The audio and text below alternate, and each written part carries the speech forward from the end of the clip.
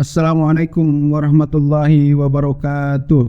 Video kali ini kawan-kawan kita akan membahas teknik yang sangat canggih dan begitu useful, dan saya pikir ini metode terbaik so far yang saya tahu ya. Dimana metode ini kita pakai untuk meningkatkan produktivitas kita secara luar biasa, sangat luar biasa.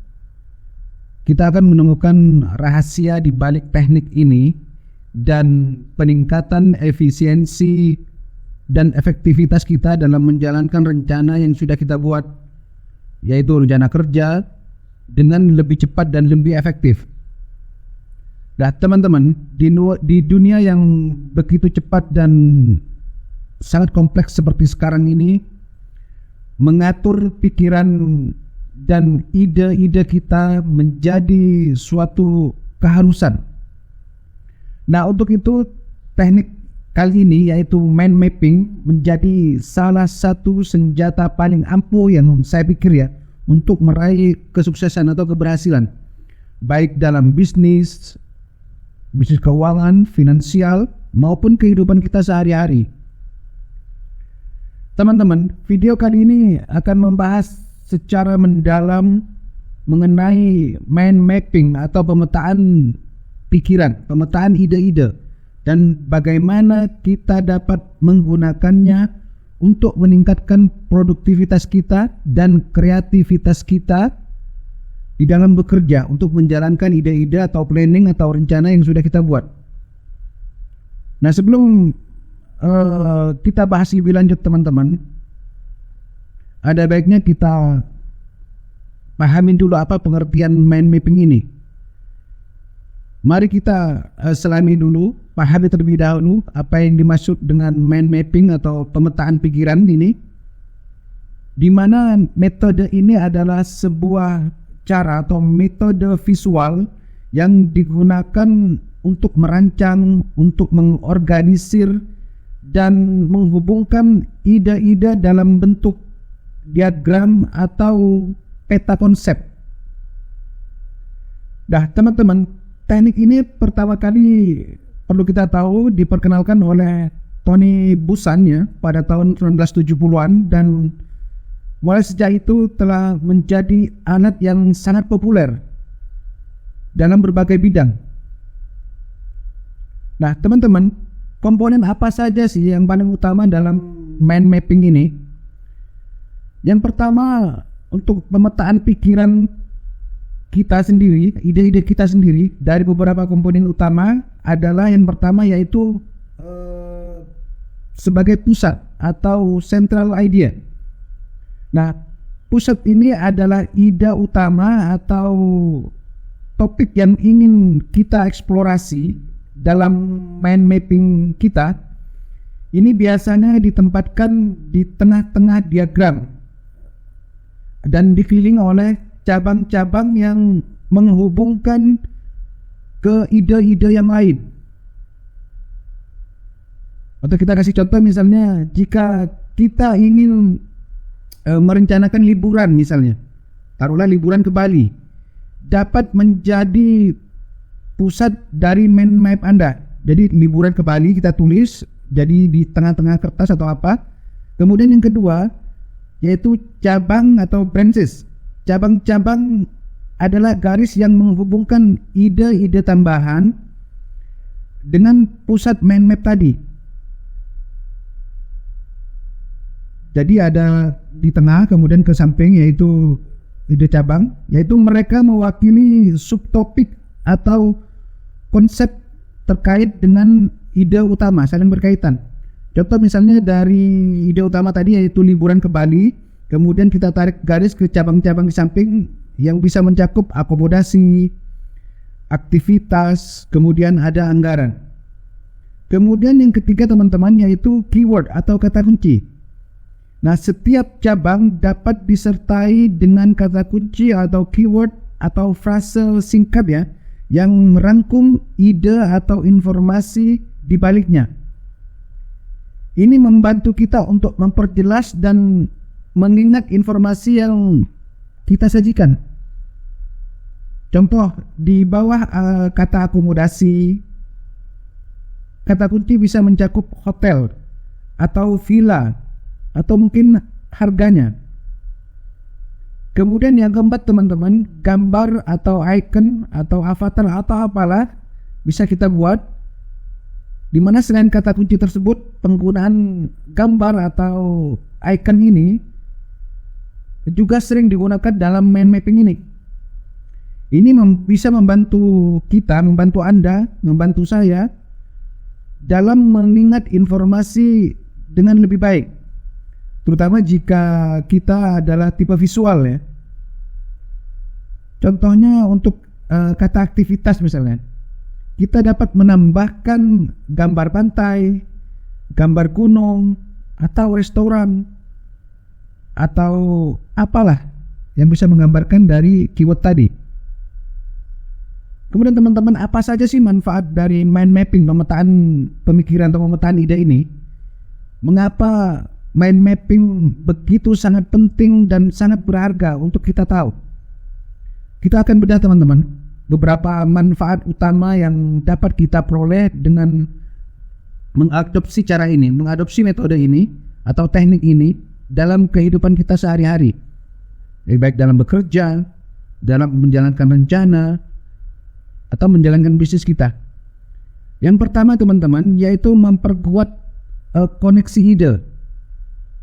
Nah, mind mapping membantu kita untuk menghubungkan ide-ide yang sudah kita buat yang mungkin terasa terpisah-pisah ya. Kita gambarkan menjadi sebuah gambaran yang lebih utuh. Nah, teman-teman, ini memungkinkan kita untuk melihat hubungan dan pola yang mungkin tidak terlihat sebelumnya, tidak terlihat dengan jelas. Oke teman-teman, untuk lebih jelasnya kita kasih contoh ya. Misalnya ketika kita merencanakan proyek bisnis misalnya, di mana proyek bisnis ini dengan strategi mind mapping ini, metode mind mapping ini membantu kita melihat bagaimana setiap langkah terkait satu sama lain, setiap ide terkait satu sama lain,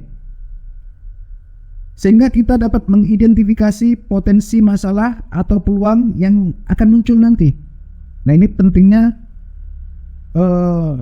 mind mapping ini. Kemudian yang kedua teman-teman, bisa meningkatkan kreativitas. Ini salah satu manfaat dari mind mapping ini. Dengan merancang ide dalam bentuk visual, mind mapping merangsang kreativitas kita. Ini memungkinkan kita untuk berpikir out of the box dan menghasilkan jalan keluar atau solusi-solusi yang lebih kreatif. Contoh misalkan ada seorang penulis ya kawan-kawan, menggunakan mind mapping untuk mengembangkan plot cerita atau alur cerita, jalan cerita yang mereka buat yang lebih kompleks dan dalam rangka menemukan ide-ide baru untuk menjadi sebuah karakter misalnya. Kemudian manfaat yang berikutnya, yaitu yang ketiga teman-teman, dari mind mapping ini bisa meningkatkan pengingatan, untuk mengingat menggunakan keyword atau kata kunci, menggunakan gambar atau menggunakan icon atau avatar. Dalam mind mapping ini membantu kita mengingat informasi dengan lebih baik. Ini sangat berguna teman-teman saat kita belajar atau mempersiapkan katakan presentasi ya. Contoh sederhana teman-teman, saat kita belajar untuk ujian misalnya, membuat mind mapping atau pemetaan ide-ide atau pemetaan pikiran dari materi pelajaran membantu kita mengingat fakta dan konsep-konsep penting yang ada di pelajaran tersebut. Ini contoh sederhana teman-teman. Kemudian yang keempat, bisa mengoptimalkan produktivitas dan kreativitas kita teman-teman. Manfaat dari mind mapping tadi bisa membantu kita mengorganisir tugas-tugas kita dengan lebih efisien. Kita dapat dengan jelas melihat prioritas kita, kemudian step by step atau langkah-langkah yang perlu kita ambil. Kemudian teman-teman mungkin banyak yang belum paham, kita kasih contoh ya. Ada seorang manajer proyek atau proyek manajer misalnya menggunakan mind mapping untuk merencanakan jadwal dan alokasi sumber daya untuk proyek yang sangat kompleks. Taruhlah itu teman-teman.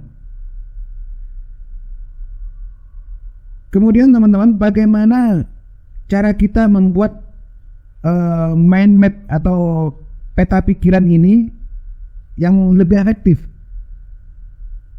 agar kita bisa mempraktekannya. Sekarang setelah kita memahami apa itu mind mapping dan apa manfaatnya, mari kita bahas langkah-langkah berikutnya untuk membuat mind map ini yang lebih efektif, dengan cara yang lebih efektif. Yang pertama teman-teman, perlu kita menentukan pusat atau central ide. Kita bisa mulai dengan menentukan ide utama atau topik utama yang ingin kita eksplorasi dalam mind map kita. Tempatkanlah ide ini di tengah-tengah kertas atau whiteboard misalnya, atau apalah, atau aplikasi mind mapping Anda. Contohnya misalnya teman-teman ya, jika kita ingin merencanakan perjalanan, taruhlah kita taruh keyword di situ adalah perjalanan dream vacation misalnya. Ini bisa menjadi pusat dari mind map kita, central ide kita. Yang kedua, identifikasi cabang utama. Nah, bagaimana cara teman-teman? Pikirkan tentang subtopik. Buat subtopik atau konsep utama yang terkait dengan ide utama tadi, di mana ini akan menjadi cabang-cabang pertama dalam mind map Anda. Gambarkan cabang-cabang ini dengan garis atau anak panah dari pusat mind map tadi. Contoh teman-teman, dari perjalanan dream vacation tadi, cabang-cabang pertama bisa mencakup tujuan, kemudian aktivitas, kemudian bisa juga anggaran teman-teman. Yang ketiga, caranya adalah bisa menambahkan cabang-cabang berikutnya. Dari setiap cabang utama tadi, kita bisa mengidentifikasi subkonsep atau detail lebih lanjut. Ini akan menjadi cabang-cabang tambahan dalam mind map kita. Nah, perlu kita memastikan untuk menghubungkannya dengan cabang utama tadi yang lebih sesuai. Contoh sederhananya teman-teman, di bawah tujuan dari cabang-cabang tambahan bisa mencakup pulau, kemudian kota bersejarah, ada gunung misalnya atau pegunungan, ada pantai misalnya atau laut. Kemudian yang keempat kawan-kawan, kita bisa menggunakan keyword atau kata kunci, atau juga bisa gambar atau icon yang bisa kita tambahkan kata kunci tersebut dalam frasa singkat pada setiap cabang untuk merangkum informasi di baliknya. Bisa juga kita menggunakan gambar atau icon untuk membuat mind map kita lebih visual dan mungkin agar bisa lebih mudah kita ingat ya. Contoh sederhananya teman-teman, di bawah kata aktivitas kita bisa menambahkan kata kunci atau keyword seperti selam atau snorkeling atau diving, kemudian mendaki, atau juga menikmati kuliner lokal misalnya. Itu yang keempat ya teman-teman. Kemudian yang selanjutnya yang kelima, kita bisa menggunakan warna. Teman-teman tahu bahwa penggunaan warna dapat membantu membedakan cabang-cabang utama dan menyoroti informasi-informasi yang sangat penting. Nah, caranya pilihlah warna yang kita sukai. Contoh sederhananya, jika kita dapat menggunakan warna biru untuk cabang-cabang yang berkaitan dengan tujuan perjalanan misalnya, kemudian kita gunakan warna lain misalnya warna hijau untuk aktivitas yang ingin kita lakukan. Itu cara yang kelima teman-teman. Nanti teman-teman kalau yang bagi yang belum paham bisa diulangi lagi video ini nanti. Kemudian yang berikutnya yang keenam teman-teman, pentingnya memberi label dan tanda panah. Kita bisa memberi label atau tanda panah jika cabang-cabang memiliki urutan ya, atau hubungan khusus. Kita dapat menggunakan label atau tanda panah untuk mengidentifikasi atau mengindikasikan arah atau flow atau aliran informasi. Contoh, jika kita dapat menambahkan tanda panah dari tujuan ke aktivitas, maka untuk menunjukkan bahwa aktivitas bisa dipilih berdasarkan tujuan perjalanan misalnya. Kemudian teman-teman, untuk mempermudah pengaplikasian metode atau praktek mind mapping ini, kita dapat menggunakan dalam berbagai situasi. Baik untuk keperluan bisnis, teknik ini bisa digunakan untuk apa saja sebenarnya. Untuk keperluan bisnis, untuk pembelajaran, untuk pendidikan, atau pengembangan pribadi. Beberapa contoh penggunaannya teman-teman, kita kasih contoh ya supaya memudahkan kita untuk mencerna bagaimana mind mapping ini kita bisa gunakan dalam kehidupan kita. Contoh sederhananya mungkin perencanaan proyek ya teman-teman. Semua kita tahu dalam dunia bisnis, mind mapping digunakan untuk merencanakan proyek dengan lebih jelas. Kita dapat mengidentifikasi tugas-tugas atau tenggat waktu dan sumber daya yang dibutuhkan dalam mind map tersebut. Contoh sederhananya adalah teman-teman, ada seorang project manager misalnya menggunakan mind mapping untuk merancang langkah-langkah pelaksanaan proyek IT misalnya yang kompleks, di mana proyek ini sangat kompleks sehingga sulit untuk dirinya kalau kita tidak menggunakan atau bantuan mind mapping ini. Itu salah satu contoh sederhana teman-teman. Yang kedua, pembelajaran atau edukasi atau dalam pendidikan teman-teman, mind mapping membantu siswa atau peserta didik untuk memahami dan mengingat materi pelajaran dengan lebih baik, dengan lebih mengasihkan.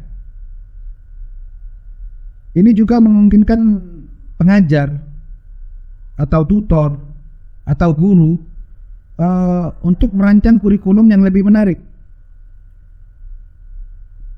Contoh sederhananya teman-teman, ada seorang guru menggunakan mind mapping ini untuk mengajarkan sejarah dunia kepada siswa-siswinya, kepada murid-muridnya, kepada peserta didiknya. Membuat konsep-konsep sejarah dalam mind mapping ini dengan lebih mudah untuk diakses oleh siswanya. Kemudian yang ketiga teman-teman, kreativitas dan ideation. Kita tahu bahwa para profesional kreatif seperti penulis, desainer, dan seniman misalnya menggunakan mind mapping ini untuk mengembangkan ide-ide baru mereka dan merancang karya-karya mereka. Contoh sederhana teman-teman, ada seorang perancang mode misalnya atau perancang busana menggunakan mind mapping ini untuk merancang koleksi pakaian baru. Tentunya yang lebih inovatif, yang lebih menarik, yang lebih bagus daripada tanpa menggunakan mind mapping ini. Kemudian teknik atau metode ini teman-teman bisa digunakan kita untuk pengambilan keputusan atau decision making, di mana mind mapping ini dapat membantu kita dalam pengambilan keputusan yang lebih kompleks. Kita dapat memvisualisasikan berbagai faktor yang perlu kita pertimbangkan sebelum membuat keputusan yang sangat penting atau sebelum membuat keputusan untuk kita jalankan. Contoh sederhana teman-teman, jika kita seorang pengusaha misalnya menggunakan mind mapping ini untuk menganalisa prospek investasi yang berbeda sebelum mengambil keputusan finansial. Itu beberapa teknik penggunaan mind mapping ini teman-teman ya. Apakah mind mapping ini juga bisa digunakan dengan aplikasi? Tentu saja bisa teman-teman. Karena saat ini kita dapat memilih dari berbagai perangkat, berbagai tools dan aplikasi mind mapping yang dapat memudahkan kita dalam membuat dan mengoreksi atau mengedit mind map kita. Kurang lebih mungkin setahu saya ada 2, 3 atau 4 ya. Di antaranya yang pertama itu kalau nggak salah ada Mind Master teman-teman, atau Mind Master. Nah, aplikasi Mind Master ini teman-teman adalah aplikasi mind mapping secara online yang memungkinkan kita untuk membuat dan berbagi mind map dengan mudah. Kita dapat mengaksesnya dari berbagai perangkat, baik itu Windows, Linux, dari laptop, dari handphone. Kemudian ada perangkat atau tools yang kedua atau aplikasi kedua teman-teman, yaitu Xmind. Di mana aplikasi ini adalah perangkat lunak mind mapping yang kuat dengan berbagai fitur. Ini lebih bagus dari yang tadi teman-teman. Ini memungkinkan kita untuk membuat mind map yang lebih rinci, lebih terperinci teman-teman. Kemudian ada lagi yang ketiga aplikasi untuk mind map ini adalah FreeMind. Nah, FreeMind ini teman-teman adalah perangkat lunak mind mapping yang mind mapping open source ya, yang dapat diunduh dan digunakan secara gratis. Aplikasi ini merupakan pilihan yang saya pikir cukup baik jika kita mencari solusi sederhana teman-teman. Kemudian yang terakhir, yang keempat itu ada namanya Notion teman-teman, aplikasi Notion. Dimana Notion ini adalah platform yang serba bisa, yang mencakup salah satunya adalah untuk mind mapping juga. Sebagai salah satu fiturnya teman-teman, kita dapat mengintegrasikan mind map kita dengan catatan, dengan tugas, atau mungkin bisa langsung dengan kalender teman-teman, sehingga memudahkan kita untuk menjalankan rencana-rencana kita. Nah teman-teman, pada kesimpulannya, setelah kita belajar tadi bahwa mind mapping ini adalah alat yang sangat kuat untuk meningkatkan produktivitas kita dan kreativitas kita dengan cara yang visual, lebih jelas dan lebih terstruktur. Kita dapat insya Allah mengorganisir ide-ide yang kita punya teman-teman, membuat rencana yang lebih efisien, lebih efektif, dan insya Allah kita bisa mengambil keputusan yang lebih baik. Semoga ini menjadi pembelajaran teman-teman ya. Kalau Anda punya rencana, saya sarankan untuk mulai menggunakan teknik mind mapping ini dalam kehidupan kita, dalam rencana kita, dan lihat bagaimana hal-hal ini dapat membantu kita semua untuk meraih keberhasilan di berbagai bidang. Baik teman-teman, semoga menjadi pembelajaran buat kita semua, buat Anda dan saya. Seperti biasa, saya doakan Anda dan kita semua selalu mendapatkan rezeki yang berlimpah, rezeki yang banyak, rezeki yang berkah, dan tentu saja rezeki yang halal teman-teman. Jangan lupa subscribe dan tekan tombol like-nya teman-teman apabila Anda merasa terbantu dengan adanya video ini. Kalau Anda merasa kurang paham, ada baiknya Anda ulang-ulang untuk menonton video ini, dan kemudian Anda bisa menulisnya, mencatatnya, atau langsung mempraktekannya dalam sebuah kertas apa yang saya omongkan tadi. Kalau misalkan ada tambahan teman-teman atau ada kritikan yang bisa membangun untuk saya teman-teman, bisa ditulis di kolom komentar. Semoga menjadi pembelajaran buat kita semua. Saya pikir ini sangat bermanfaat dan saya sudah membuktikannya, ini sangat useful sekali. Metode ini membuat kita lebih tertata, lebih terencana dengan baik dalam melaksanakan ide-ide kita teman-teman. Baik teman-teman, sampai jumpa di video-video berikutnya.